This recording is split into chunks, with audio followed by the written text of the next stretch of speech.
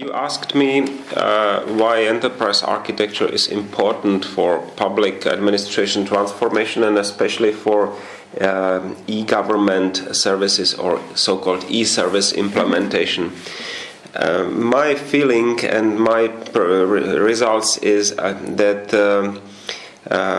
you want to be successful with this e-government activities. You want to get public value, which means positive perception that you fill your political promises. You will really help your citizens with connecting to the government.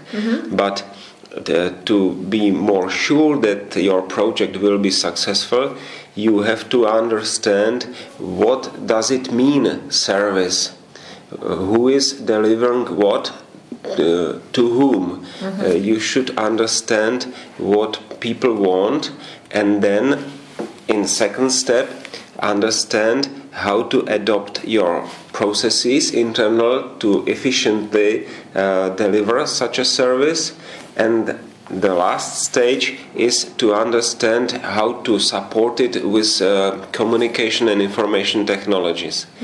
And this is the primary aim of enterprise architecture, to serve you as a means of holistic understanding, enable you to take one change, for example, issue the crime records electronically instead of necessity to stay queue at the central court or something.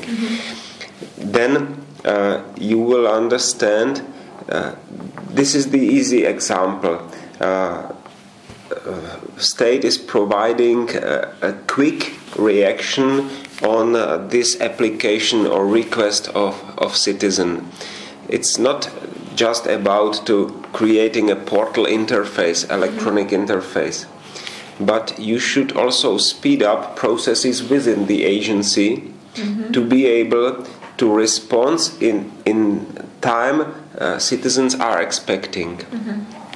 For example, typically it takes a month to create a decision after the request, the application.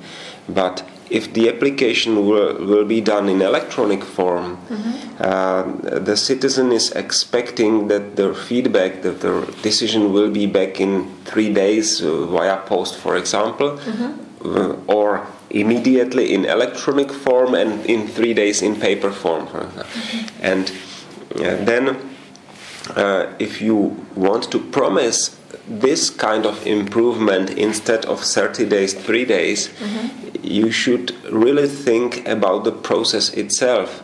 Who needs to be invited to approve individual step of that process? How to speed up that approval, for example. And therefore is enterprise architecture really helpful, because it allows you to build any new service based on the previous experience, because at the beginning you will recognize what are the subjects of government and also what are all activities. You will decompose government to understand it, and then you can take one of the service, compare it with your previous results, and improve that concrete service.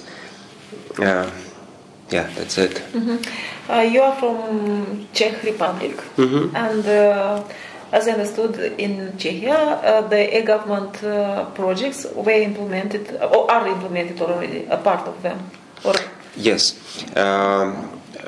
We are implementing for many years so-called e-services to enable our citizens and companies approach state electronically with valid electronic signature and to also enable electronic communication between agencies and from state agencies to the people and companies. We created a concept so-called data boxes, which is something like a mailbox but with guaranteed security, state guaranteed electronic post. And it really speed up the communication and make it much cheaper, especially for government. Instead of the letters, they are just issuing, for example, invitation to the court only electronically, because for every state agency it's mandatory to use only electronic communication.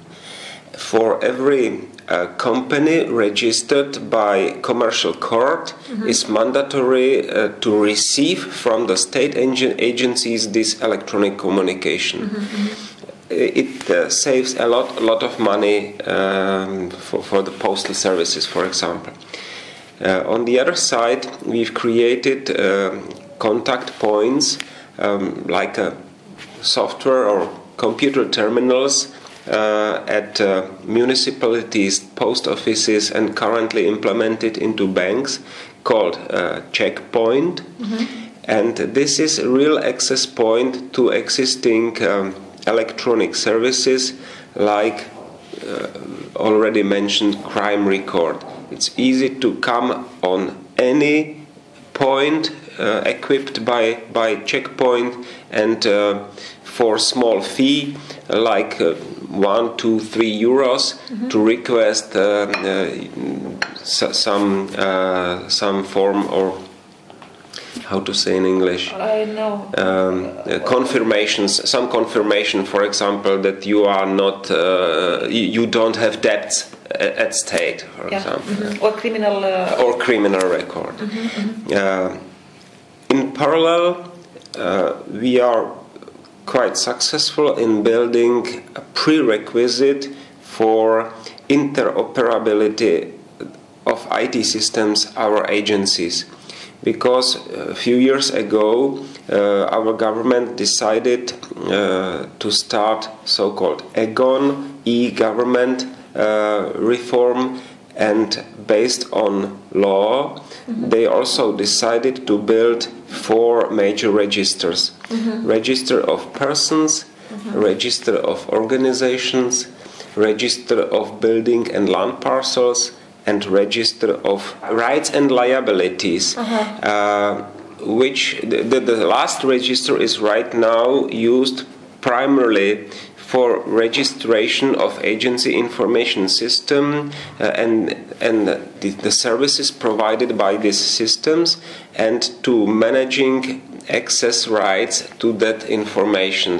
This means the rights are currently access rights, but it may be more common register with another kind of rights and liabilities of subjects of government. It will be, it's partly finished, and the last pieces will be productive in July 2012, and then we will have created a platform for interoperability our agencies, and we will probably reshape our view from the technical platform to more business and application view.